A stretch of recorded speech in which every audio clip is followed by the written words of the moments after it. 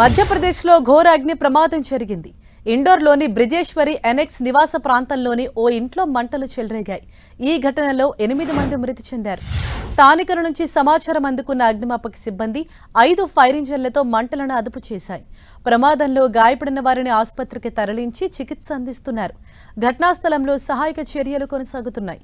Short circuit వల్ల ఇంట్లో మంటలు అంటుకున్నట్లు పోలీసులు అనుమానం వ్యక్తం చేస్తున్నారు. ఈ ఘటనపై పోలీసులు దర్యాప్తు చేపట్టారు.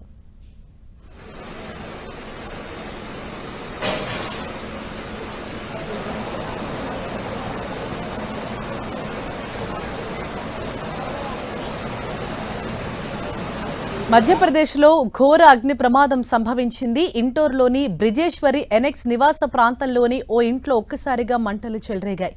ఈ ఘటనలో 8 మంది మృతి చెందారు. అయితే స్థానికుల నుంచి సమాచారం అందుకున్న అగ్నిమాపక సిబ్బంది 5 ఫైర్ ఇంజన్లతో మంటలను అదుపు చేశాయి.